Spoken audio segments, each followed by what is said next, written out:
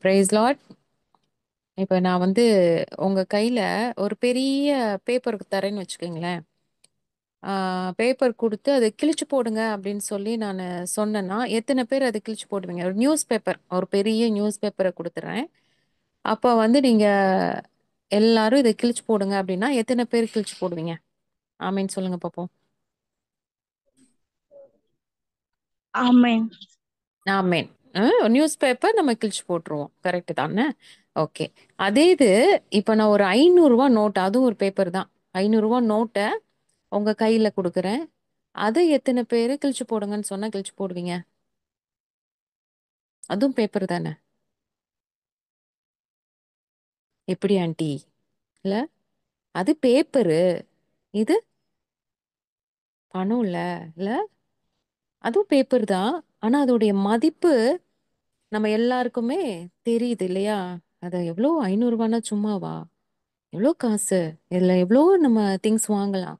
இத போய் கிழிக்கிறதா? அப்படிங்கிற மாதிரி நம்மளுக்கு எல்லாருக்குமே ஒரு தாட் வருது இல்லையா? அதேதான் தங்கங்களா.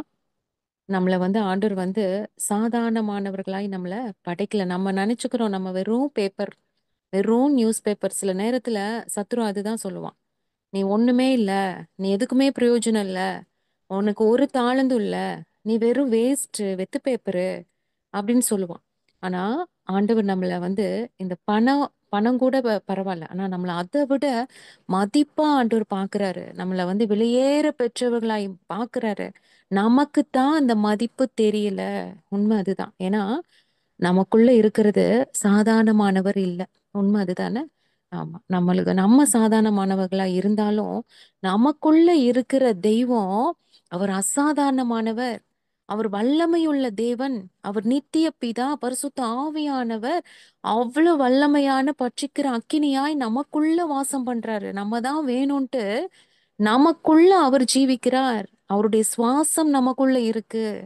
அப்போ அந்த மதிப்பை உணர்ந்த நம்ம இத வேஸ்ட் பண்ணக்கூடாது. இத கிழிக்கவோ, இல்ல இத கெடுக்கவோ கூடாது. இது பரிசுத்த தேவனுடைய ஆலயம். ஆமென். இது விலையேற பெற்றது. நம்ம சொல்லுவோமா? நான் விலையேற பெற்றவள். என் தேவனுடைய பார்வையில நான் விலையேற பெற்றவள். அப்பேற்பட்ட விலையேற பெற்ற பிள்ளையாய் ஆண்டவர் நம்ம ஒவ்வொருவரையும் வச்சிருக்காரு தங்கங்களா. அவருடைய சுவாசம் நமக்குள்ள இருக்கு.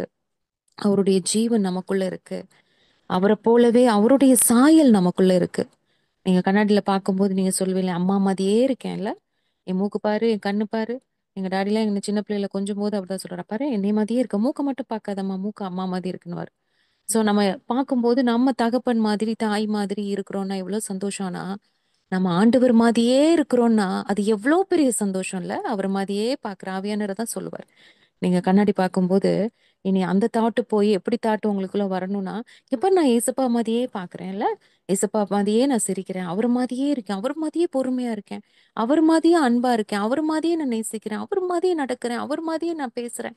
ஒவ்வொரு காரியமும் நம்ம ஆண்டவர் நமக்குள்ள இருக்கிறாருன்னா, அவர் சாயலை வெளிப்படுத்துகிறவர்களா தான் நம்ம இருப்போம். ஆமென்.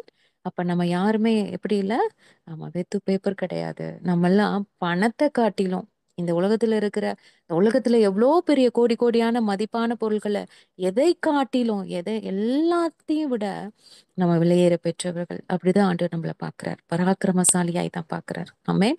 சோ அப்பேற்பட்ட தேவனுடைய பிள்ளைகளாகிய நம்ம இந்த நேரத்துல கர்த்தர் நம்மளை ஒன்று கூட வைத்திருக்கிறார். அப்ப எவ்வளோ பெரிய ஒரு காரியம் இல்ல. அப்ப பரலோகம் நிச்சயமாய் நம்ம ப்ரே பண்ணும்போது இறங்கி வந்துருவாங்கல்ல.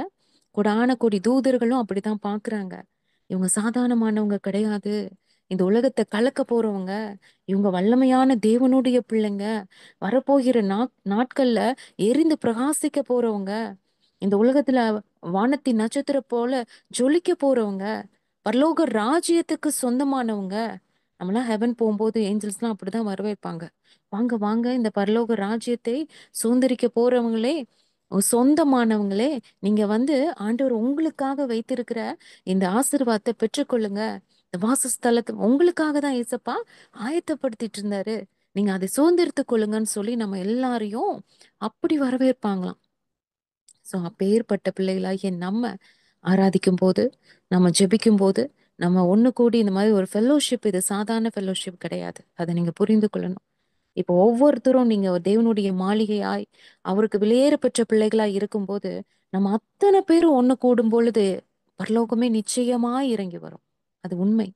ஆண்டவருடைய பிள்ளைங்க எல்லாம் ஒண்ணு கூடி இருக்காங்கப்பா, வாங்க அங்க போய் இறங்கி ஆண்டவரை நம்ம அவங்களோட கூட சேர்ந்து துதிப்போம்னு சொல்லிட்டு தேவ சேனை கூட்டம் மக்னாயும் இறங்கி வந்துரும். உண்மை அதுதான். சோ அவர்களோடு கூட சேர்ந்து ஆண்டவர் இந்த பூமியிலே ஆராதிப்பது எவ்வளவு பெரிய பாக்கியம் இல்ல.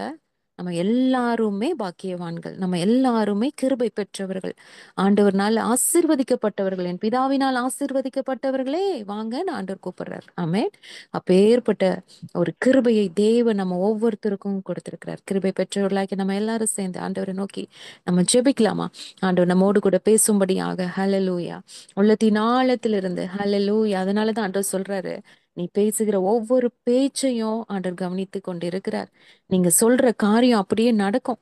நீங்க யாருக்கெல்லாம் ஜெபிக்கிறீங்களோ அங்க சுகம் உண்டாகும், பலன் உண்டாகும். ஏன்னா நீங்க சாதாரணமானவர்கள் இல்ல. கர்த்தருடைய ஆவியானவர் உங்களுக்குள்ள இருக்கிறாரு, மகிமையா இருக்கிறாரு, வல்லமையா இருக்கிறார். அதனால நீங்க விசுவாசத்தோடு நீங்க சொல்ற காரியம் நிச்சயமாய் நடக்கும், நடக்கும், நடக்கும். ஆமென். ஆசீர்வாதமாய் நான் இருப்பேன், கர்த்தருக்குள்ள நான் பலவானா இருப்பேன், நான் மகிமையா இருப்பேன், நான் வெற்றியாய் வாழ்வேன் அப்படின்னு சொல்லி நீங்க ஒவ்வொரு நாளும் அறிக்கை செய்யும்போது அது நிச்சயமாய் நடக்கும் என்று கர்த்தர் சொல்கிறார். ஆமென்.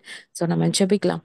அப்பா பிதாவே, உம்மை நன்றியோடு நாங்கள் துதிக்கிறோம் அப்பா. இந்த நேரத்திலும் அப்பா ஸ்தோத்திரம், கண்மணி பிள்ளைகளோடு கூட சேர்ந்து உம்மை ஆராதிக்கவும் அப்பா ஸ்தோத்திர கத்தாவே, நாங்கள் எப்படிப்பட்டவர்கள் என்பதை புரிந்து கொள்ள கர்த்தர் ஆண்டவரே இந்த நேரத்தை கொடுத்த கிருபைக்காய் நன்றி. எங்களோடு கூட நீங்க இடைப்படுங்கப்பா, பேசுங்கப்பா. வார்த்தையின் மூலமாய் கர்த்தர் நீர் இடைப்படுங்க, ஆவியானவர் பேசுங்க. இயேசுவின் நாமத்தில் ஜெபிக்கிற நல்ல பிதாவே. ஆமேன், ஆமேன், ஆமேன். நம்ம வாசிக்கலாமா? வெளிப்படுத்தல் 3ஆம் அதிகாரம் 12ஆம் வசனம். யாரும் மியூட் போடலன்னு நினைக்கிறேன், ப்ளீஸ் மியூட் போட்டுக்கோங்க. வெளிப்படுத்தல் 3ஆம் அதிகாரம் 12ஆம் வசனம் சொல்கிறது, ஜெயங்கொள்கிறவன் எவனோ அவனை என் தேவனுடைய ஆலயத்திலே தூணாக்குவேன், அதனின்று அவன் ஒரு காலும் நீங்குவதில்லை. ஆமேன், ஆமேன், ஆமேன், ஆமேன். ஜெயங்கொள்கிறவன் எவனோ அவனை என் தேவனுடைய ஆலயத்திலே தூணாக்குவேன், அதனின்று அவன் ஒரு காலும் நீங்குவதில்லை என்று கர்த்தர் சொல்கிறார். நம்ம எல்லாரும் யாரா? ஜெயிக்க பிறந்தவர்கள். இயேசுவின் நாமத்துல நம்ம ஜெயிக்க பிறந்தவர்கள். ஆமென். இந்த மாதத்தின் கடைசி நாட்கள்ல நம்ம வந்திருக்கிறோம். ஆண்டவர் நம்மளை பார்த்து சொல்றாரு, ஜெயங்கொள்கிற என் மகளே, உன்னை என் ஆலயத்திலே தூணாக்குவேன் என்று சொல்றார், அது நின்று நீ ஒரு காலும் நீங்குவதில்லை. ஆமென். இந்த வார்த்தை எந்த சபையை பார்த்து ஆண்டவர் சொல்லுகிறார் என்றால், நீங்க பாத்தீங்கன்னா 7 சபைகள் இருக்கு இல்லையா? நம்மளுக்கு ஆண்டவர் பேசுற காரியம் 7 சபைகளை பார்த்து ஆண்டவர் சொல்லுவாரு. இதுல பிலதெல்பியா அப்படின்ற சபையும் சிமிர்னான்ற சபையும் மட்டும்தான் ஆண்டவர்னால ஒரு சூப்பர் அப்படின்னு சொல்லி ஒரு பாஸ் மார்க் வாங்கின ஒரு சபை அப்படின்னு எடுத்துக்கலாம். ஓகே. மற்ற சபைகள் எல்லாமே நீ மனம் திரும்பணும், நீ இந்த காரியத்தை மாத்தணும், இல்லைன்னா நான் உன்னோட விளக்கத்தண்டை எடுத்து போட்டுருவேன், உன்னை அனுப்பிச்சிருவேன், நீ அவ்வளவுதான், உன்னை வாந்தி பண்ணி போட்டுருவேன், எல்லா சபைகளுக்கும் ஆண்டவர் எச்சரிப்பா சொல்லிட்டே இருப்பாரு. ஆனா இந்த 2 சபைகள் மட்டும்தான் மார்க் போடுறதுல ஒரு பாஸ் மார்க் வாங்கியிருக்காங்க. இந்த சபையின் தூதன்றது ஊழியக்காரனுக்கு, அந்த சபையை நடத்துகிற ஊழியக்காரனுக்கு, சபை மக்களுக்கு ஆண்டவர் சொல்றாரு, நீ ஜெயம் எடுத்தினா என் ஆலயத்துல உன்னை தூணாய் மாற்றுவேன் சொல்றார், நிறுத்துவேன் சொல்றார். ஆமென். அது மட்டும் இல்ல, இந்த வெளிப்படுத்தல் 3:8 நம்ம வாசிக்கிறோம், உன் கிரியைகளை அறிந்திருக்கிறேன், உனக்கு கொஞ்சம் பலன் இருந்தும் நீ என் நாமத்தை மறுதலியாமல் என் வசனத்தை கை கொண்டபடியினாலே இதோ திறந்த வாசலை உனக்கு முன்பாக வைத்திருக்கிறேன், அதை ஒருவரும் பூட்ட மாட்டான். ஆமேன்னு சொல்லலாமா? ஆண்டவர் சொல்றாரு, உன் கிரியை நான் அறிந்திருக்கிறேன் மகளே, உனக்கு கொஞ்சம் பலத்திலையும் நீ உண்மையாய் அதிகாலையில நீ என்னை தேடின காரியம், உண்மையாய் அந்த பலத்துல நீ சபைக்கு போன காரியம், காணிக்க போட்ட காரியம், அதே மாதிரி உனக்கு பலன் இல்லதா, ஆனாலும் உனக்கு இருந்த இந்த கொஞ்ச பலத்துல இந்த ஃபெலோஷிப் நீ அட்டன் பண்ற, உனக்கு இருந்த கொஞ்ச பலத்துல நீ ஜோம் பண்ண, உனக்கு இருந்த கொஞ்ச பலத்துல நீ முட்டி போட்டு பைபிள் படிச்ச, ஒரு 2-3 பேருக்காவது என்னை பத்தி நீ சொன்ன. சோ ஆண்டவர் இது எல்லாவற்றையும் நீங்க சின்ன வயசுல இருந்து, இப்ப மட்டும் இல்ல, நீங்க குட்டி பிள்ளையில இருந்தே நீங்க ஏசப்பான்னு நீங்க அந்த குட்டி இருதயத்துல சொல்லியிருப்பீங்கல்ல, ஜீவிக்கிறார் ஏசு ஜீவிக்கிறார், என்னுள்ளத்தில் அவர் ஜீவிக்கிறார். நம்ம குட்டி பிள்ளையா இருக்கும்போது இந்த பாட்டுலாம் எல்லாரும் பாடியிருப்போம் இல்ல? விபிஎஸ்ல சண்டே கிளாஸ்ல நிறைய பாட்டு. அப்ப ஏசப்பா எங்க இருக்காரு அப்படி நம்ம கேட்கும்போது டக்குன்னு நம்ம என்ன பண்ணுவோம், ஹார்ட்டை காமிச்சு ஏசப்பா என் உள்ளத்துல தான் இருக்காரு, என் ஹார்ட்ல இருக்காரு, எவ்வளவு தெளிவா சொல்லியிருப்போம் இல்லையா? சோ அந்த நாட்கள்ல இருந்தே நீ தேவனுக்காக நீ பண்ணின ஒவ்வொரு காரியத்தையும் ஆண்டவர் கணக்குல வச்சிருக்காரு. ஆமென். சோ அதெல்லாம் ஆண்டவர் பார்த்துட்டே இருக்கிறதுனாலதான் இப்ப வரைக்கும் நம்ம சொல்றோம்ல, நம்ம இப்ப ஆண்டவரை தேடுறனால, இப்ப ஆண்டவர் மேல அன்பு வச்சிருக்கனால, இப்ப நான் சர்ச்சுக்கு போறனால, இப்ப நான் ப்ரே பண்றனால ஏசப்பா என்னைய பாதுகாக்கிறாரு அப்படின்னு நம்ம நினைக்கிறோம். இல்ல, குட்டியில இருந்து நீங்க தேவனுக்காக பண்ணின ஒவ்வொரு காரியமும் நம்ம மறந்துருக்கலாம், நம்ம பெற்றோர்கள் மறந்துருக்கலாம். நம்ம ஆண்டருக்காக போய் ஆமா பாடினது, ஆடினது, இல்ல நீங்க குட்டியில விபிஎஸ்ல அங்க போய் நீங்க டான்ஸ் ஆடினதை யோசித்து பாருங்க. நாடகம்லாம் நடிச்சிருப்பீங்க பயங்கரமா. ஆமா, ஆண்டிக்கெல்லாம் இப்பெல்லாம் ஞாபகம் இருக்கு. ஒரு நாள் நான் வந்து சர்ச்சில், சேசி சர்ச்சில் வந்து சவுல் வந்து எங்க பாஸ்டர் பையன், ஒரு குட்டி பையன் நடிச்சான். அப்போ வந்து அனனியாவுக்கு ஆள் அவங்களுக்கு பிராக்டிஸ் பண்ண பையன் வரல. கடைசியில நான் ஒரு வேற கேரக்டர்ல இருக்கேன், அப்புறம் டான்ஸ்ல எல்லாம் இருக்கேன். கடைசியில பார்த்தா என்னைய அனன்யாவா போட்டாங்க. கடைசி நேரத்துல எல்லாம் வந்துட்டாங்க, மக்கள் வந்துட்டாங்க, அனன்யா வரல, அனன்யா வரல, அந்த வேஷத்துக்கு நடிக்கிறவங்க வரலன்னு ஆன்ட்டிய புடிச்சு அந்த இடத்துல வந்து டைலாக் நம்ம சொல்லணும்ல, சவுல் மேல கை வச்சு, தலை மேல கை வச்சு சொல்லணும், நீ வந்து சவுலே, நான் உன்னை வந்து ஆண்டவர் தான் என்னை அனுப்பிச்சாரு அப்படின்னு சொல்லிட்டு நம்ம வந்து அந்த இதெல்லாம் வசனங்கள் அப்படி சொல்லணும். அது மனப்பாடம் பண்ணணும். நின்னு மனப்பாடம் பண்ணி கடைசி நேரத்துல அந்த காரியத்தை செய்ய வச்சாங்க. உண்மையா ரொம்ப ஆச்சரியமா இருந்தது. ஆனா போய் எப்படியோ டைலாக்லாம் கரெக்டா சொல்லி அது நடிச்சது இன்னும் என்னால மறக்கவே முடியல. உண்மையாவே இப்ப எனக்கு தோணுது, அனனியாவா அப்பயே ஆண்டவர் வந்து பயன்படுத்தி இருக்கிறாரு. அநேகர் ஆண்டவருக்குள்ள நடத்துவதற்கு ஒரு கருவியா அப்பயே ஆண்டவர் வந்து அதை காமிச்சிருக்காரு அப்படின்னு சொல்ல நினைக்கும் போது இப்ப சந்தோஷமா இருக்கு. உண்மை அதுதான். நம்ம அன்றைய நாட்கள்ல செய்த சின்ன சின்ன காரியங்கள், சின்ன சின்ன விஷயங்கள், ஜெபித்த ஜெபங்கள், எல்லாவற்றையும் ஆண்டவர் வந்து அவர் கணக்குல வச்சிருக்காரு. எதுவுமே வீணாய் போகாது. உண்மை அதுதான். அதுதான் இப்போ வரைக்கும் நம்மள அற்புதமாய் நடத்துது, நம்மள ஆச்சரியமாய் ஓட வைக்குது. ஆமென். இன்னைக்கு பாத்தீங்கன்னா, இந்த தூண்கள் அப்படின்னா நம்ம எல்லாருமே நம்ம என்ன சொல்லுவோம், ஒரு நீங்க கேஷுவலா சொல்லும் பொழுது, ஒரு ஆஃபீஸ்ல ஒர்க் பண்ணாலும் சரி, காலேஜ்ல நீங்க படிக்கிறீங்க, அப்ப அந்த மேம்க்கு நீங்க ஹெல்ப் பண்ணணும். இல்ல நீங்க ஆஃபீஸ்ல வேலை பார்க்குற இடத்துல சூப்பரா வேலை பார்க்குறீங்க, ஓவர் டைம் வேலை பார்க்குறீங்க, இல்ல ஃபேமிலியில வந்துட்டு நம்ம பயங்கர சின்சியரா இருக்கிறோம் அப்படின்போது என்ன சொல்லுவாங்கன்னா, "ஏய் இங்க பாரு, நீ ரொம்ப ஓவரா நீ பண்ணாத. உனக்கெல்லாம் உங்க என்ன பண்ண மாட்டாங்க. ஆமா, உனக்கெல்லாம் வந்து தூண் கட்ட மாட்டாங்க. நீ பண்ற வேலைக்கெல்லாம் ஆமா உன்னை வந்து பயங்கர ஃப்ளெக்ஸ்லாம் அடிச்சு உன்னை கொண்டாட மாட்டாங்க. இருக்கிற வேலையை மட்டும் நீ அளவா பாரு." அப்படின்றது கேஷுவலான ஒரு வார்த்தை இல்லையா? அதே தான் நம்ம கேள்விப்பட்டிருப்போம். அதே மாதிரி ஊழியத்துல நிறைய பேர் சொல்லுவாங்க, "இவ்ளோ நீங்க செய்றீங்க, உங்களுக்கு பெரிய தூணே கட்டுனுங்க" அப்படின்னு சொல்லுவாங்க. ஏன்னா அவ்வளவு எளிதா அந்த தூண்கள்ன்ற பெயரை வாங்கி விட முடியாது. எல்லா சூழ்நிலையிலும் நம்ம அந்த அவங்க கூடயே இருந்து எத்தனை போராட்டம் வந்தாலும், இன்னல்கள் வந்தாலும், இப்போ ஒரு சபை எடுத்துக்கங்களேன். சபையில வந்து நீங்க தான்ப்பா சபையோட தூணு, சர்ச்சோட தூணே இவங்க தான், ஒரு ஃபேமிலியை காமிச்சு சொல்லுவாங்க. இவங்க தான் மூப்பர், இவங்க தான் வந்து சர்ச்சை வந்து ஆரம்ப நாட்கள்ல இருந்து இருக்கிறாங்க. அப்படின்னா என்ன அர்த்தம்? சர்ச் வளர்ச்சிக்கு இவங்க கூடயே இருந்து எல்லா நேரத்திலும், அதாவது சபையில வரக்கூடிய எல்லா கஷ்டம், நஷ்டம், சூழ்நிலை எல்லாவற்றிலும் இவங்க என்ன பண்றாங்க, கடைசி வரைக்கும் கூடயே இருந்து இது இந்த சர்ச் இவ்வளோ தூரம் வளர்ச்சிக்கு இவங்க கூட இருந்து சப்போர்ட் பண்ணனால இவங்கள வந்து ஒரு தூண்களாய் பார்ப்பாங்க இல்லையா? வைராக்கியமாய் கடைசி வரை ஒரு ஸ்டெடியா நிற்கிறவர்களை தான் தூண்களாக, ஓடா உழைக்கிறவங்க அப்படிதான் சொல்லணும் இல்லையா? ஸோ அப்படிப்பட்டவர்களுக்கு தான் அந்த பேர் வரும். உண்மை அதுதான் இல்லையா?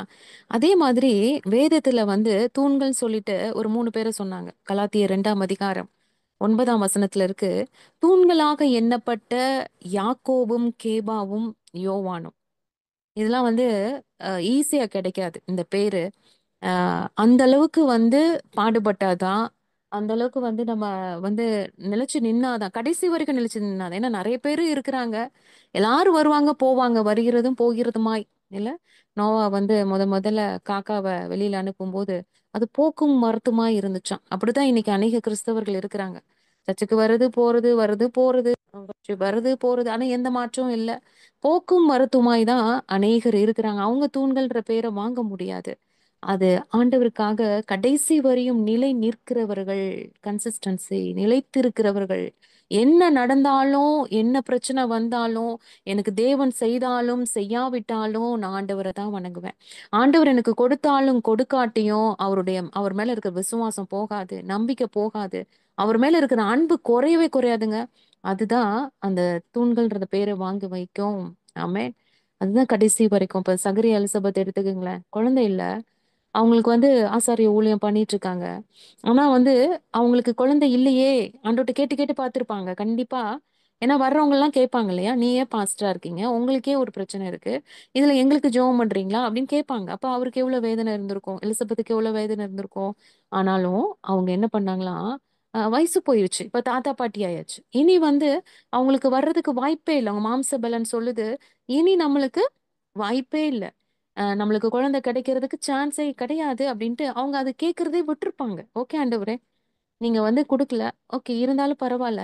நாங்க உங்களுக்குன்னு ஆரம்பிச்ச ஊழியத்த நாங்க செய்யாம இருக்க மாட்டோம். செய்து கொண்டே இருப்போம். இதுதான் நிலைத்திருப்பது கடைசி வரைக்கும்.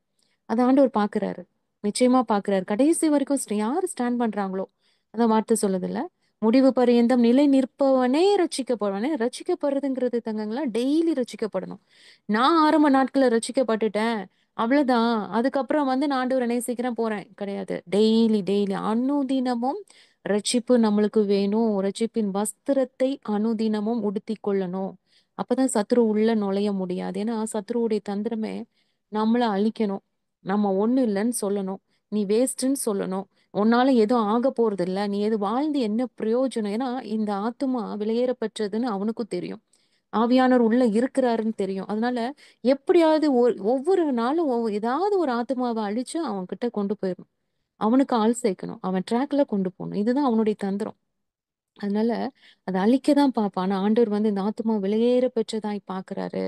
இப்ப ஆண்டவருக்குள்ள நம்ம அனுதினமும் ரட்சிக்கப்படணும். அனுதினமும் ரட்சிப்பின் வஸ்திரத்தை அணிந்து கொள்கிறவர்களாய் இருந்தாதான் சத்துரு நம்மள தொட முடியாதுன்றத புரிஞ்சுக்கணும். அப்போ தேவனிடத்துல இந்த கிருபைய வாங்கி இந்த கன்சிஸ்டன்சி நம்மளுக்கு இருக்கணும்.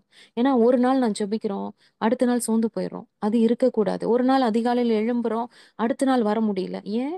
ஆண்டவர் இதுல நம்மனால நிலைத்திருக்க முடியல. அது சாத்தானுக்கு நம்ம இடம் கொடுத்துடுறோம்.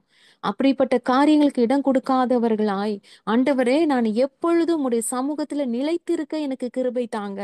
நான் ஒரு காரியத்தை முடிவு பண்ணினேன். அது நான் பொருத்தனை பண்ணினேன். அதுல நான் உறுதியா இருக்கிறேன்னா, இறுதி வரை நான் அதுல உறுதியா இருக்கணும்.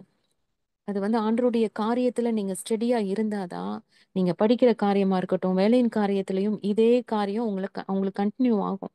அதுலயும் உங்களால நிலைத்திருக்க முடியும். இத படிச்சு முடிக்காம நான் எந்திரிக்க மாட்டேன். சொல்றோம்ல.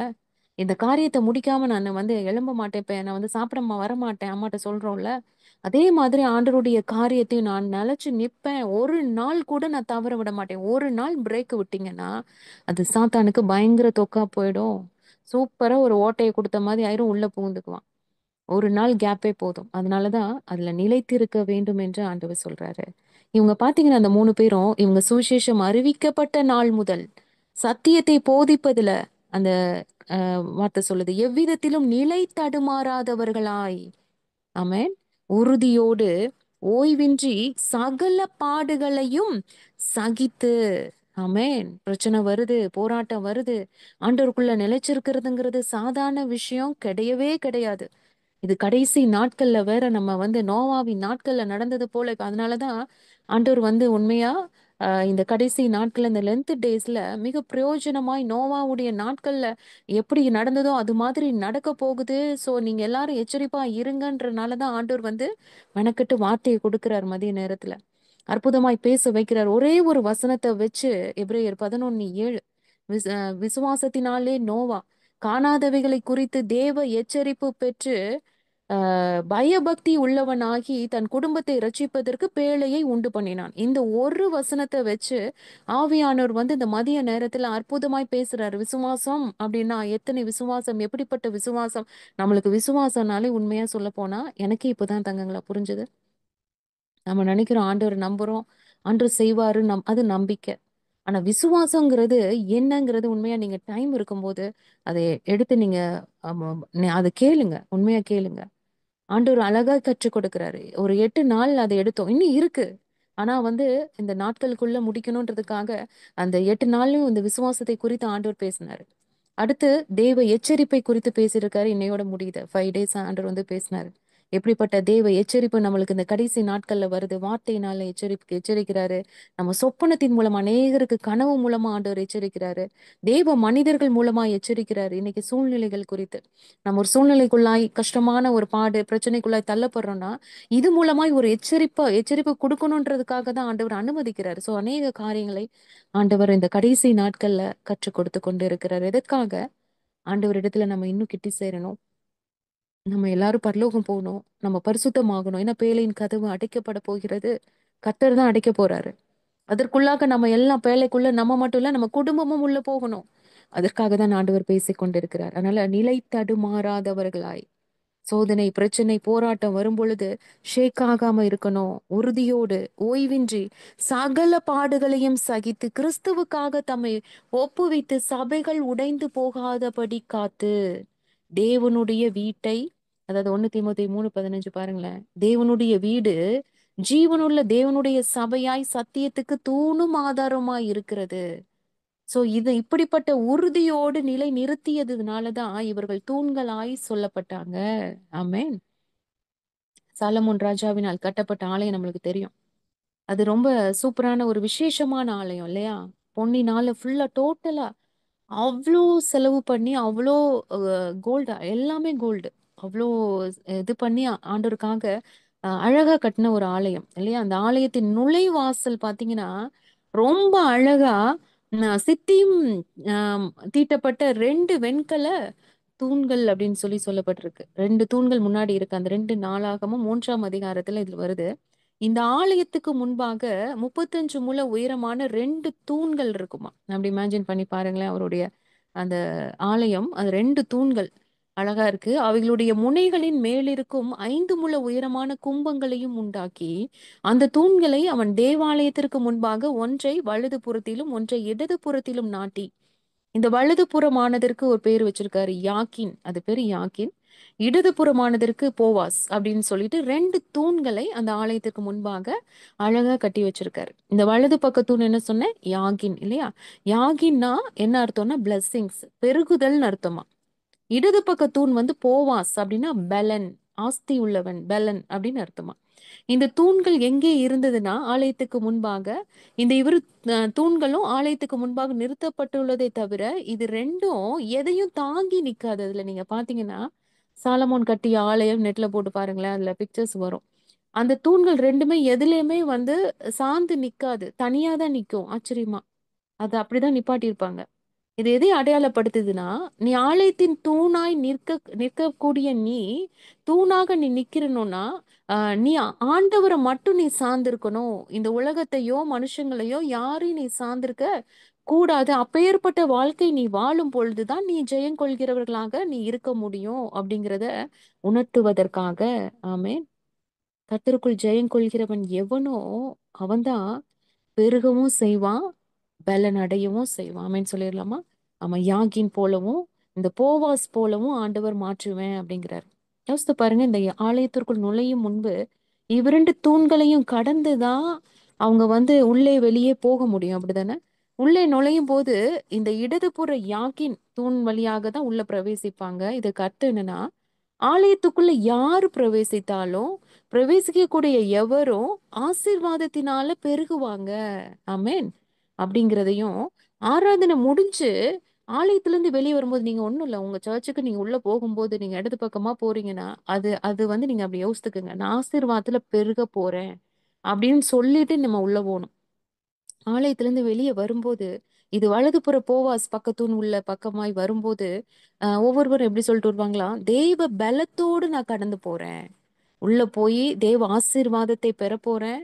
ஆசீர்வாதத்தை பெற்று தேவ பலனால் நிரப்பப்பட்டு இப்ப தேவ பலத்தோடு நான் கடந்து வெளியே போறேன். ஆண்டவருடைய பலன் எனக்குள்ள இருக்கு.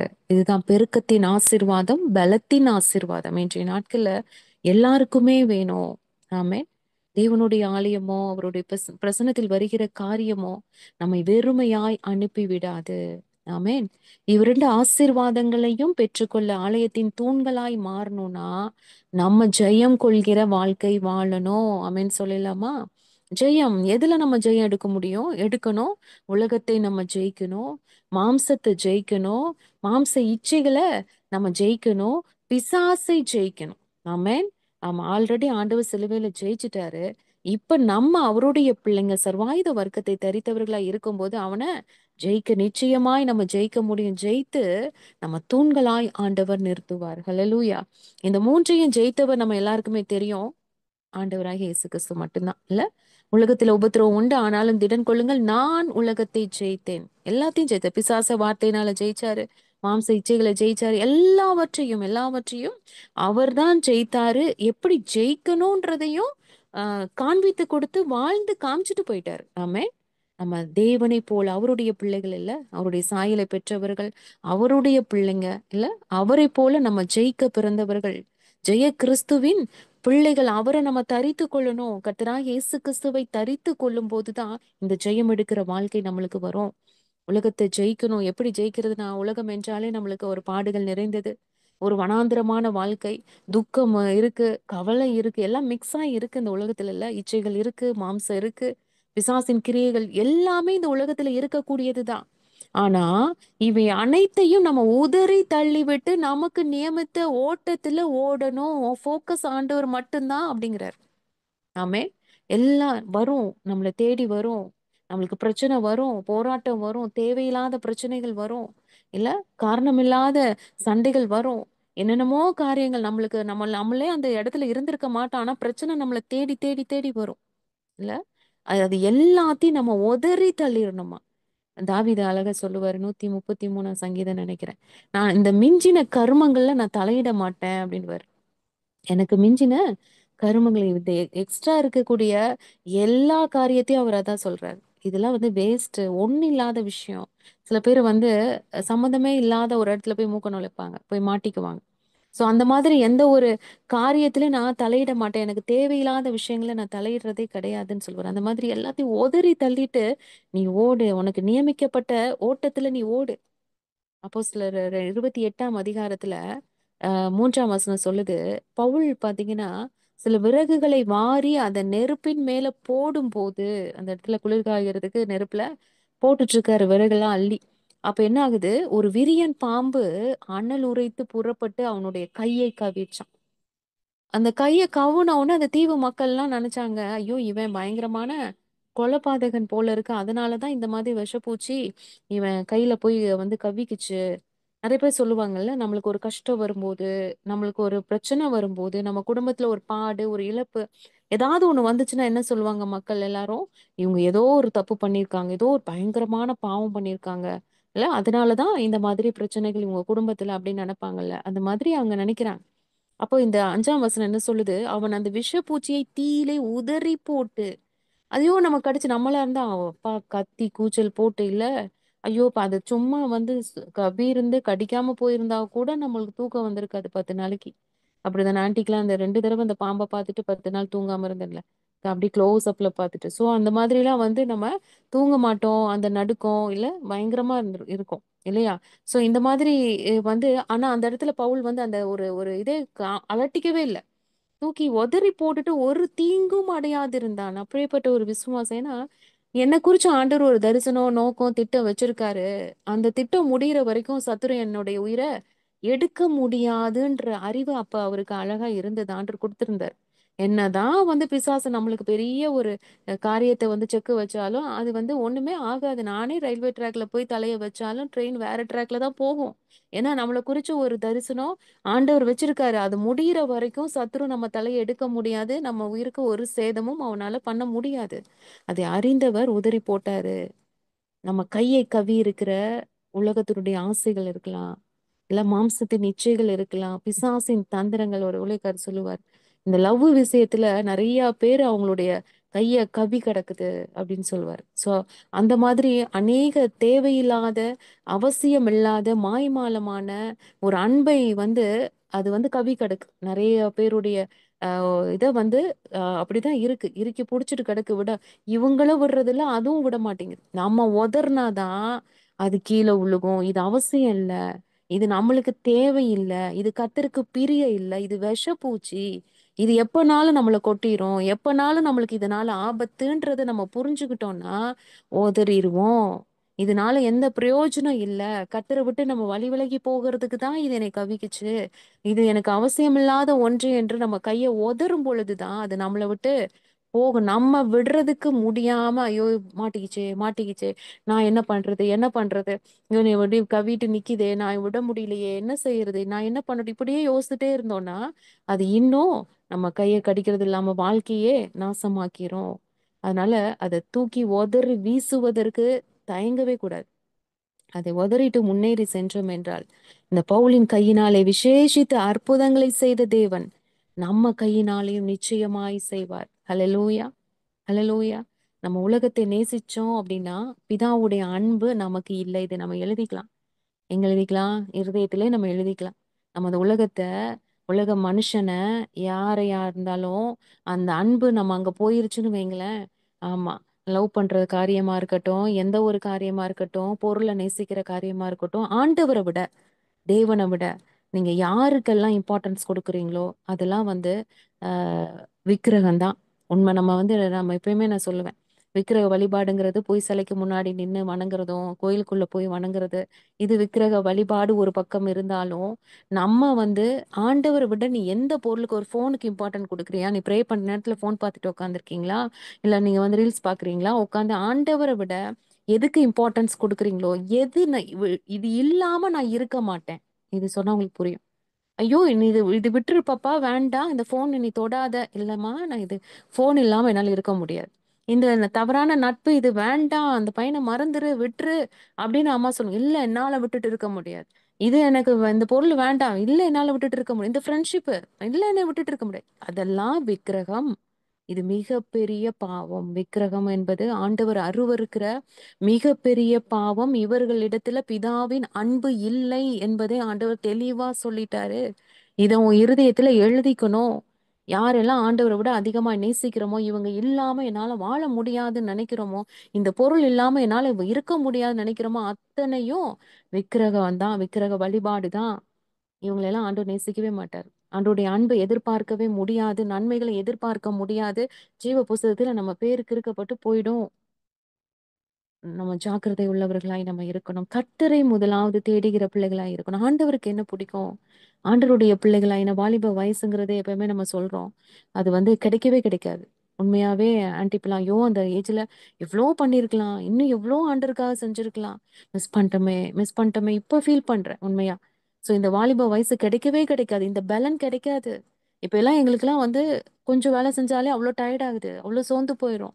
மணிக்கணக்கா நாங்க கேஸ் பண்ணிட்டு நாங்க இங்க வரும்பொழுது அவ்வளோ டயர்டாக, ஈவினிங் வந்து உண்மையா சொல்ல போனா தங்கங்களா பலனே இருக்காது ஆன்ட்டிக்கு. சில சமயம் அப்படியே ஆவியே அப்படி சுத்தமா அப்படி இதாயிரும். ஆண்டவரே நீங்க தான் பலனு. ஏன்னா பகல் ஃபுல்லா நின்னுட்டு வேலை பார்த்துட்டு ஈவினிங் வந்து அடுத்து மெசேஜுக்கு ப்ரிப்பேர் பண்ணிட்டு அடுத்து நம்மளுக்கு சொல்லணும் போது சுத்தமா பலன் இல்லாம இருக்கும் சில நேரத்துல. ஆண்டவரே என்னை காப்பாத்துங்க, காப்பாத்துங்க, நீங்க தான் பலனா இருக்கீங்கப்பா, நீங்க தான் பேசணும், ஆவியானவர் தான் பேசணும். பலப்படுத்துவார், நிச்சயமாய் பலப்படுத்துவார். அவருடைய பலத்துல தான் நாங்க இப்பெல்லாம் ஓடிக்கிட்டு இருக்கிறோம். இந்த வாலிப வயசுல இருக்கிற பலன்ல ஆண்டவருக்காக எவ்வளோ செய்யலாம்ல, எவ்வளோ காரியங்கள் செய்யலாம்ல, எவ்வளோ நம்ம ஜெபிக்கலாம்ல, எவ்வளோ நீங்க ஜெபம் பண்ணி ஆண்டோட்ட வல்லமையும் வரங்களையும் வாங்கி அற்புதங்கள் அடையாளங்கள் செய்ய வேண்டிய வயசு இது இல்ல? தேவான மாதிரி, இல்ல நம்ம பேதுரு மாதிரி, பவுல் மாதிரி, இல்ல யோசுவா மாதிரி, நீங்க யோசேப்பு மாதிரி, தானியேல் மாதிரி, இந்த உலகத்தை கலக்குறவங்களா, எலிசா மாதிரி, எலியா மாதிரி, வானத்துல இருந்து அக்கினியை இறக்குகிற வல்லமையுள்ள பிள்ளைங்க நீங்களாம். ஆண்டவர் நிச்சயமாய் கொடுப்பாரு. இந்த வாலிப வயசுல பின்னக்காஸ் மாதிரி பக்தி வைராக்கியமாய் நிற்கிற பிள்ளைங்களா இருக்கணும். ஏன்னா பரலோகத்தை நிரப்ப போவது நீங்களும் நானும் தான். நம்மை போல உலகத்தை ஜெயித்தவர்கள் தான். நம்ம நினைக்கலாம், எப்படிப்பா இந்த உலகத்துல பரிசுத்தமா வாழ்றது? எப்படி நான் உலகத்தை, மாம்சத்தை, இந்த பிசாசை ஜெயிக்கிறது? என்னால முடிய மாட்டேங்குதே. இல்ல, என் குடும்பத்துல உலகம் இருக்கு, மாம்சம் இருக்கு, பிசாசும் இருக்கு. குடும்பத்துல இல்ல, குடும்பத்துல மட்டும் இல்ல, சபையிலும் இருக்கு. என்ன செய்யறது? எப்படி மேற்கொள்றது? நம்ம நினைக்கலாம் இல்லையா? அப்படிதான் உலகம் இருந்துச்சு நோவா நாட்கள்ல, லோத்து நாட்கள்ல. ஆனா அவங்களாம் ஒரு குடும்பமாய் ஜெயித்து வந்தாங்கல்ல. யோசித்து பாருங்க. நமக்குள் வசிப்பது யார் அப்படிங்கிறத நம்ம புரிஞ்சு, அதனாலதான் ஆரம்பத்துல ஆண்டவர் சொன்னார், நம்ம எப்படிப்பட்டவங்க அப்படிங்கறத நம்ம புரிஞ்சுக்கிட்டோம்னா, நம்ம மதிப்பு தெரிஞ்சிருச்சுன்னா, நம்ம எவ்வளவு வல்லமை உடையவர்கள் தெரிஞ்சிருச்சுன்னா, நம்ம எவ்வளவு பெரிய பராக்கிரமசாலிகள் தெரிஞ்சிருச்சுன்னா, ஏன்னா உலகத்தை ஜெயித்தவர், மாம்சத்தை ஜெயித்தவர், பிசாசை ஜெயித்தவர் நமக்குள்ள வல்லமையா இருக்கிறார். ஆமே. பராக்கிரமசாலி, பயங்கரமான பராக்கிரமசாலியாய் கர்த்தர் நம்மோடு கூட இருக்கிறார். ஆமே. அப்ப கண்டிப்பா நம்மனால ஜெயிக்க முடியும். ஹalleluya. வாழ்க்கையில வரக்கூடிய பிரச்சனைகளை ஜெயிக்க முடியும். வீட்டுல, நம்ம படிப்புல, வேலையில, இல்ல இந்த மரணத்தை, நம்ம சோர்வை, நம்ம குழப்பத்தை, நம்ம கவலைய, நம்ம தோல்விய, நம்ம பாடுகளை, நம்ம கண்ணீரை, எல்லாவற்றையும் ஜெயிக்க முடியும். ஏன்னா ஜெய கிறிஸ்து நம்மோடு கூட இருக்கிறார். உலகம் பொல்லாததுதான் இருக்கிறது, உண்மை அதுதான். அருவருப்பான உலகமா இருக்கு, அயோக்கியமான உலகமா இருக்கு, அக்கிரமம் நிறைந்த உலகமா இருக்கு. இதுல நம்ம சவாலான உலகத்துலதான் நம்ம உண்மையாவே வாழ்ந்து கொண்டு இருக்கிறோம். நம்ம வீட்டை விட்டு வெளியே போயிட்டு வீட்டுக்குள்ள வரும்போது எத்தனை பேர் நம்ம பரிசுத்தமாய் வருகிறோம் என்பது நம்ம பெரிய ஒரு சவால் தான் இல்லையா? அதனாலதான் அனுதினமும் ஆண்டவர்ட்ட காலையிலயும் ராத்திரியும் ஆண்டவர்ட்ட பரிசுத்தத்துக்காக நம்ம ஜெபம் பண்ணணும். நான் தவறா பார்த்திருந்தா, தவறா பேசியிருந்தா, நான் குறை சொல்லியிருந்தா, குற்றம் சொல்லியிருந்தா, கோவப்பட்டிருந்தா, எரிச்சல் அடைந்தா, பொறாமப்பட்டிருந்தா, பெருமைப்பட்டிருந்தா, தயவு செஞ்சு மன்னிச்சிருங்க ஆண்டவரே. ஏதாவது நான் மற்றவங்களோட சேர்ந்து அரட்டை அடிச்சிருந்தா, இல்ல களியாட்டுகள் நான் பண்ணியிருந்தேனா, மாம்சத்தின் கிரியைகள் எனக்குள்ள, ஏன்னா பாவ பிரமாணம் நமக்குள்ள இருக்கு. தூண்டிக்கிட்டே இருப்பான் சாத்தான் இல்ல. ஆண்டவருக்கு பிள்ளையா இருந்தாலும், ரட்சிக்கப்பட்டாலும் நம்ம இடறி போகிறதுக்கு வாய்ப்பு கொடுத்துக்கிட்டே தான் இருக்கான். ஆனா நம்ம இடம் கொடுக்காம நம்ம ஸ்டெடியா இருந்தாதான் நம்ம ஜெயிக்க முடியும். சவால் நிறைந்த உலகம்தான். அதனாலதான் எசேக்கியேல் 14ஆம் அதிகாரத்துல பாருங்க, 14, 20 3 முறை இந்த வார்த்தை திரும்ப ரிப்பீட் ஆயிட்டே இருக்கும். என்னன்னா, நான் வாசிக்கும் போது யோசித்தேன், இந்த 3 பேரை பத்தி அப்பொழுது நோவா, தானியேல், யோபு, இது 3 தடவை ஆண்டு சொல்லியிருப்பார். நோவா, தானியேல், யோபு ஆகிய 3 புருஷரும் அதன் நடுவில் இருந்தாலும், எதன் நடுவில்? உலகத்துல, மாம்சத்துல, பிசாசின் ஆதிக்கத்துல, இந்த நடுவுல இருந்தாலும் அவர்கள் தங்கள் நீதியினால் தங்கள் ஆத்துமாக்களை மாத்திரம் தப்புவிப்பார்கள் என்று கர்த்தராகிய ஆண்டவர் சொல்லுகிறார். அவங்க மாத்திரம்தான்ப்பா தப்பு வைப்பாங்க. அடுத்து வருது, அந்த 3 புருஷரும் அது நடுவில் இருந்தாலும் தாங்கள் மாத்திரம் தப்புவார்களே அல்லாமல் குமாரரை ஆகிலும் குமாரத்தி ஆகிலும் தப்புவிக்க மாட்டார்கள். தேசமும் பாழாய் போகும் என்று என் ஜீவனை கொண்டு சொல்கிறேன் என்பதை கர்த்தராகிய ஆண்டவர் உரைக்கிறார். ஆண்டவரே இவ்வளவு தெளிவா சொல்றாரு பாருங்களேன். இப்பேற்பட்ட பாவம் நிறைந்த உலகத்துல இவ்வளவு பரிசுத்தமான இந்த 3 பேர் இருந்தாலும் இவங்க 3 பேர் மாத்திரம்தான் தப்பிச்சு கொள்ள முடியும். இவங்களுடைய பிள்ளைகளை கூட இவங்க ஜீவனுக்கு ஏதுவான பாதையில நடத்த முடியாது. இடறி போயிருவாங்க அந்த ஜனங்கள், மக்கள், பிள்ளைகள் கூட. அப்படிப்பட்ட காலத்துலதான் நம்ம இருக்கிறோம். உண்மையை சொல்லணும்னா அவங்க ஆத்துமாவை தப்பிச்சுக்கிறதே இப்ப பெரிய விஷயமா இருக்கு. நம்ம மற்றவர்களை நோக்கி பார்த்துட்டு இருந்தோம்னு வைங்களேன், நம்ம ஆத்துமா போயிடும். உண்மை அதுதான். ஐயோ அவங்க இப்படி தப்பு பண்றாங்களே அப்படின்னு நீங்க வேடிக்கை பார்க்க நேரத்துல உங்களை போட்டு தள்ளிட்டு போயிட்டே இருப்பான். யாரையும் திரும்பி பார்க்க முடியாத அவங்க ஓடி வர்றாங்களா. அதனாலதான் எலியாட்டு வந்து அவர் செய்வார் இல்லையா, அவர் வந்து கர்த்தருடைய கரத்தின் கீழ் இருந்த லாஸ்ட் வசனம், கரத்தின் கீழ் இருந்து கச்சையை வந்து இடுப்புல கட்டி கொண்டு, அறையில கட்டி கொண்டு ஆகாபுக்கு முன்பாக ஓடினான் அப்படின்னு வரும் அந்த வார்த்தை. ஆகாபுக்கு முன்பாக ஓட வேண்டிய காலத்துலதான் நம்ம இருக்கிறோம். சேர்ந்து ஓடணும்னு நினைச்சோன்னு வைங்களேன், அவன் இஸ்ரவேல் ராஜா இல்ல, அவனோட சேர்ந்து ரதத்துல போயிருக்கலாம். ஏன் சேர்ந்து போகல எலியா? அவங்க முன்னாடி ஓடுறாரு. தன்னுடைய ஜீவனை நம்ம காப்பாத்தி கொள்ளணும்னா நம்ம முன்னாடி இவங்களோட சேர்ந்து போலாம். இவங்கள நான் கூப்பிட்டிருக்கேன், சர்ச்சுக்கு வரேன், நாங்க சேர்ந்து போலாம். இவங்களுடைய ஆவிக்குரிய ஜீவியத்துல இவங்களோட சேர்ந்து போலாம்னு நினைச்சீங்கன்னா நம்ம ஓட முடியாது. முதலாவது நம்ம ஆத்துமாவை தப்பித்துக்கொள்ள நம்ம முன்னாடி ஓடணும். கர்த்தர் நம்மளுக்கு கொடுத்திருக்கிற நியமித்த ஓட்டத்துல நம்ம ஓடணும். திரும்பி பார்க்காம ஓடணும். ஆமே. அப்பேற்பட்ட நாட்கள்ல நம்ம இருக்கிறோம். நம்ம ஜீவனுக்கே இங்க உத்தரவாதம் கிடையாது. நம்ம ஆத்துமாவுக்கே ஆமா இங்க என்ன என்ன நடக்கும், எந்த நேரத்துல நம்ம விழுவோனே தெரியல. அப்படிப்பட்ட நாட்கள்ல நம்ம வாழ்ந்து கொண்டு இருக்கிறோம். பயங்கரமான நாட்கள். இல்ல, நம்ம ஆத்துமாவை காப்பாற்றி கொள்ளணும்னா தினமும் ஆண்டவர் சமூகத்துல உட்காரணும். பரிசுத்த ஆவியானவர் நம்மள ஆளுகை செய்யணும். அவருடைய அபிஷேகத்தை வாங்கணும். அவருடைய வல்லமையை வாங்கணும். வரங்களை வாங்கணும். அவரோடு கூட நம்ம வார்த்தையினால நிரப்பப்படணும். நம்ம இருதயம் முழுவதும் தேவனுடைய வார்த்தையினால நிரப்பப்பட்டாதான் இந்த ஜெயம் நம்மளுக்கு கிடைக்கும். அப்ப நம்ம எப்படிப்பட்டவர்களா இருக்கணும்? உலகத்தை ஜெயித்த நோவாவை போல. ஹalleluya. உலகம், மாமிசம், பிசாசு 3 காரியம் சொன்னேன்னா, இப்ப இந்த உலகத்தை ஜெயித்த நோவா, மாம்சத்தை ஜெயித்த தானியேல், இல்ல அடுத்து பிசாசை ஜெயித்த யோபு. ஆமென். சோ இவர்களை போல நம்ம வாழ்ந்தோம் என்றால்தான் நம்ம ஆத்துமாவை நம்ம காப்பாத்திக்க முடியும். யோசித்து பாருங்க, நோவாவை பார்க்கும்போது அவ்வளோ பெரிய மோசமான உலகத்துல உத்தமன், சன்மார்க்கன், நீதிமான் ஆண்டவரே சாட்சி சொல்றார். நீ அநேகருடைய குடும்பத்துல பாத்தீங்கன்னா கர்த்தருடைய தோட்டம் போல, எகிப்த போலவும் தான் இருக்குது. தோட்டம் நம்மளுக்கு அழகா தோட்டம்னா என்ன சொல்லுவோம், ஏதேன் மாதிரி சந்தோஷமா இருக்கு. ஆனா எகிப்து ஏன் உள்ள வந்துச்சு? இது உலக காரியமும் உள்ள சொருகிட்டான் சாத்தான் தந்திரமா. சபையிலும் அப்படிதான் இருக்குது. இல்ல, ஆண்டவரையும் ஆராதிக்கிறாங்க, உலக காரியத்துக்கும் இடம் கொடுக்குறாங்க. இது ரெண்டும் ஒண்ணா வந்துச்சு. இதை பார்த்துதான் மயங்கி லோத்து என்ன பண்ணாரு, சோவார்க்கு போற வழியே சூப்பரா இருக்குன்னா அங்க ஊர் எப்படி இருக்கும், சோவார் எப்படி இருக்கும்னு சொல்லி சோதம் குமராக்கு போய் எதிர கூடாரம் போட்டு சோதம் குமராக்குள்ளேயே போய் அங்க பிள்ளைகளுக்கு மருமகனுங்களை பார்த்து இல்ல அங்கேயே செட்டில் ஆயிட்டாரு. எவ்வளவு பெரிய ஒரு காரியம். அந்த நேரத்துல ஆண்டோடைய கிருபை இருந்ததுனால ஆபிரகாம் நிமித்தம் அவருடைய ஜீவன் தப்புவிக்கப்பட்டது. அதுதான் நடந்தது. இல்ல, இதுதான் நம்மளுடைய குடும்பத்திலயும் இருக்கு. ஆண்டவருடைய காரியமும் இருக்கு. ஜெபித்துக்கிறோம், பைபிள் வாசித்துக்கிறோம். ஆனா டிவியை விட முடியல, போனை விட முடியல, சீரியலை விட முடியல, அநேக காரியங்களே நம்மனால விட முடியல. உலகமும் உள்ள இருக்கு. இன்னும் நம்மளுக்கு அந்த ஆசை இருக்கு, இச்சை இருக்கு, இல்ல எல்லா காரியங்களும் நம்மளுக்குள்ள இருக்கு. இது ரெண்டும் கட்ட வாழ்க்கை வாழ்ந்தோம்னா ஆண்டவர் வாந்தி பண்ணி போட்டுருவேன்ட்டாரு. லவோதிக்கேய சபைக்கு சொல்றாருல, நீ ஆனாலும் அல்ல குளிரும் அல்லன்னா நான் வாந்தி பண்ணி போட்டுருவேன். இவங்களுக்குன்னே ஸ்பெஷலான நரகமே இருக்கா. நான் எப்பவுமே ஆண்டி சொல்லுவேன், ஒண்ணு நீ நீதிமானாய் வாழ்ந்து பரிசுத்தமாய் நீ ஆண்டவருடைய பிள்ளையாய் வாழ்ந்து அவர் காட்டின வழியில போய் தரிசனத்தை நீ நிறைவேற்றி பரலோகம் போய் சேர்றதுக்கு வழியை பாரு. இல்லையா, நீ நல்லா நீ சினிமா பார்க்கணும், ஆட்டம் போடணும், ஃப்ரெண்ட்ஸோட ஊர் சுத்தணும், நீ லவ் பண்ணணும், நீ உலக காரியங்களை நீ ஈடுபடணும், மற்ற காரியங்களுக்கு நீ இன்வால்வ் ஆகுற, எல்லாம் ஆட்டம் போட ஜாலியா இருக்கணும். அவங்க மட்டும் செய்றாங்க, அவங்க மட்டும் வாழ்றாங்க, அவங்க மட்டும் இப்படி என்ஜாய் பண்றாங்க. என்ஜாய் பண்ணு, எல்லாம் பண்ணு, நரகத்துக்கு போயிரு. இந்த ரெண்டும் கட்டா வாழ்க்கை வாழ்ந்த அப்படின்னா கண்டிப்பா பரலோகம் போக முடியாது. இவங்களுக்குன்னே ஸ்பெஷலான நரகம் வச்சிருக்கான் சாத்தாங்க. உண்மை இருக்கு. அவங்களுக்குலாம் தனி தண்டனையும் பயங்கரமா இருக்கா. ஏன்னா ஆண்டவரும் வேணும், உலகமும் வேணும், உலக ஆசையும் வேணும்னா ஆண்டவர் வாந்தி பண்ணி போடும். நீ வராத அக்கிரமக்காரன், என்னை விட்டு அகன்று போன்னு சொல்லிடுவாரு.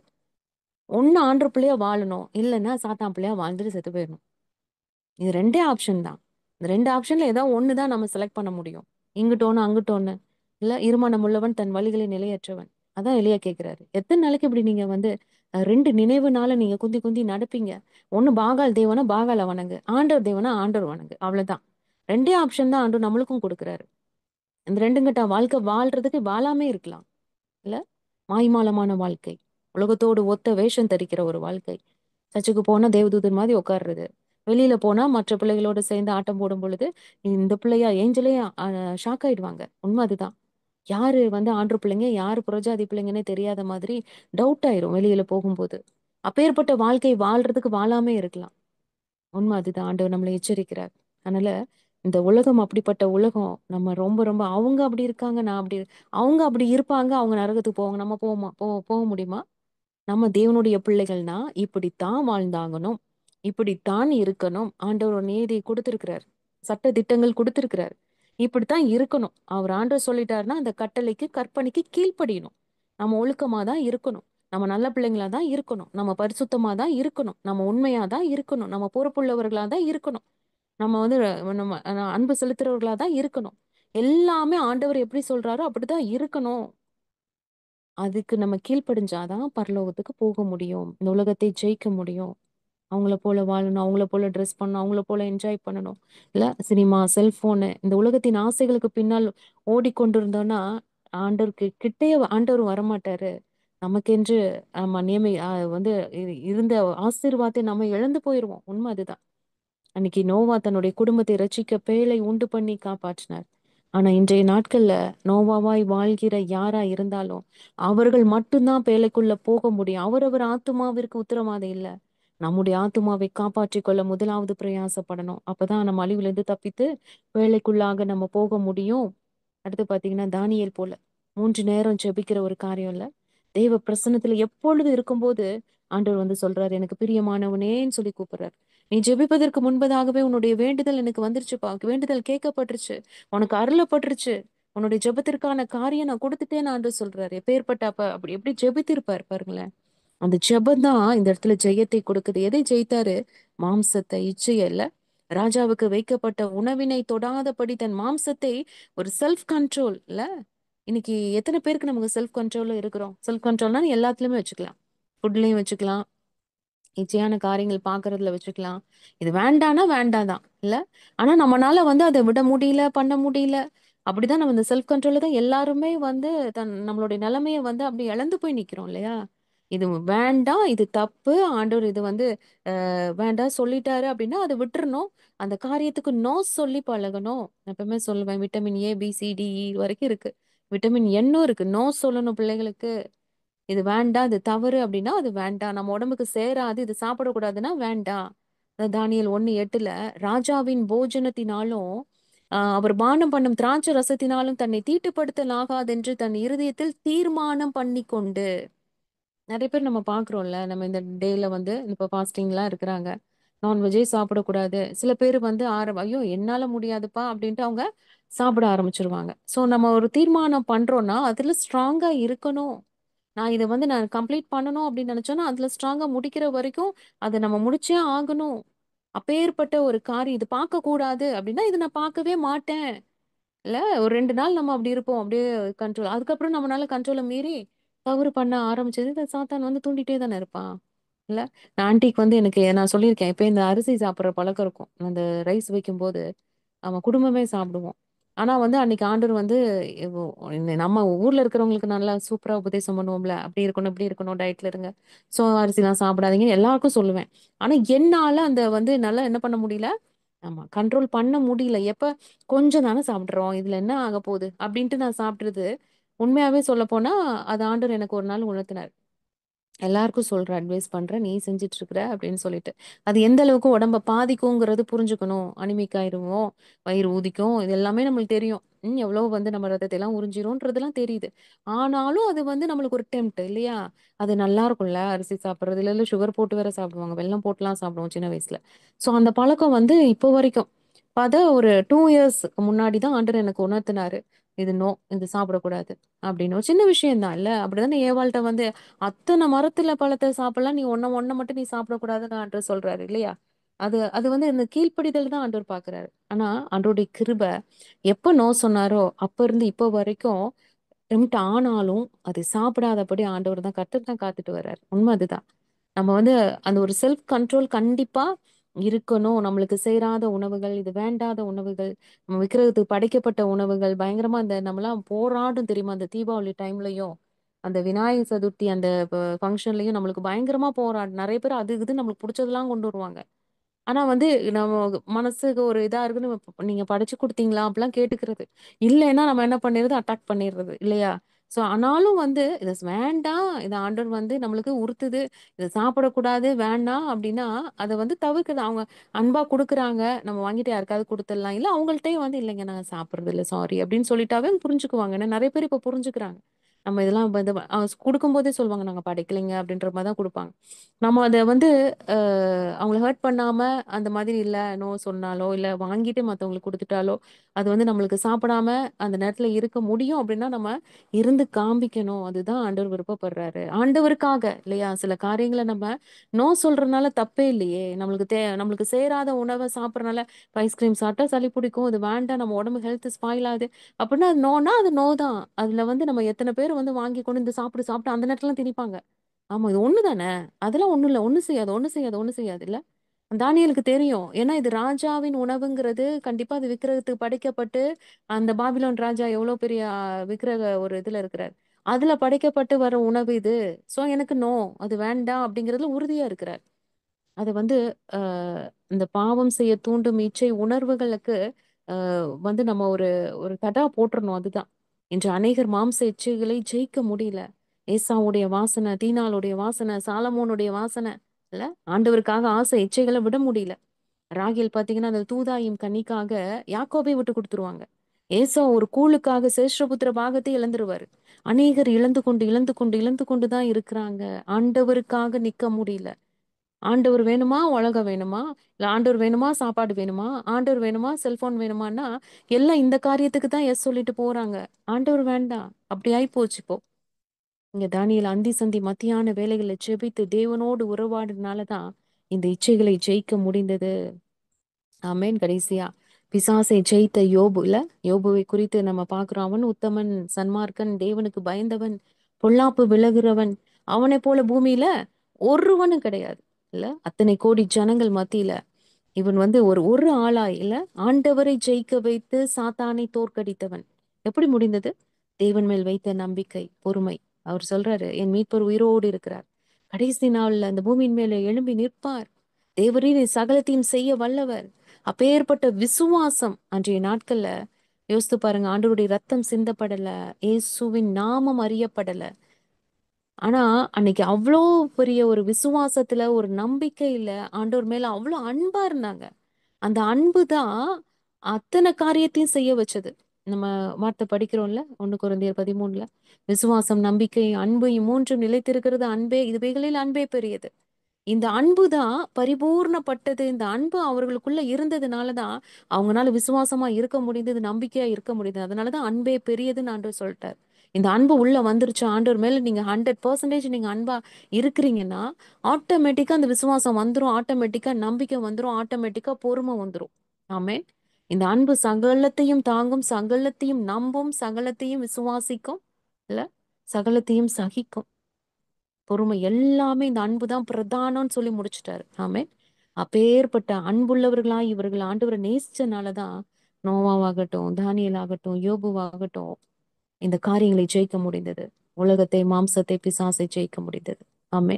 அந்த அன்பு நம்மளுக்குள்ள பரிபூர்ணப்படணும்னு ஒவ்வொருத்தரும் நம்ம ஜெபிக்கணும். இன்றைய நாட்கள்ல இந்த உலகத்தையும், மாம்சத்தையும், பிசாசையும் இல்ல ஜெயிப்பதற்கு நமக்காய் சிந்தப்பட்ட இயேசு கிறிஸ்துவின் ரத்தம் இருக்கு, இயேசுவின் நாமம் இருக்கு, பரிசுத்த ஆவியானவருடைய வல்லமை இருக்கு.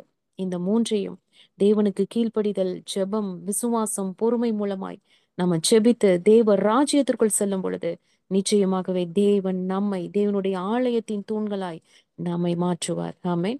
இந்த மூன்றையும் ஜெயித்த இயேசு கிறிஸ்துவை போல நம்மளும் மாறணும்னு ஆண்டவர் விரும்புறார். நம்மை பெருக்கத்தின் ஆசீர்வாதத்தினாலும் பலத்தின் ஆசீர்வாதத்தினாலும் வருகிற மாதம் முழுவதும் கர்த்தர் நம்மை நடத்தும்படியாக நம்ம எல்லாரும் ஜெபிக்கலாமா? ஆண்டவருடைய கரத்துல எல்லாரும் ஒப்பு கொடுத்து ஹல்லேலூயா உள்ளத்தின் ஆழத்திலிருந்து ஆண்டவரை நோக்கி நம்ம ஜெபிக்கலாம். ஏன்னா ஆண்டவர் சொல்றார், ஜெயம் கொள்கிறவன் எவனோ. நம்ம இயேசுவின் நாமத்தில் ஜெயம் எடுக்கிற பிள்ளைகள். ஹல்லேலூயா. நம்ம ஜெயிக்க பிறந்தவர்கள். ஆண்டவருடைய நாமத்துல நிச்சயமாய் ஜெயம் எடுப்போம்.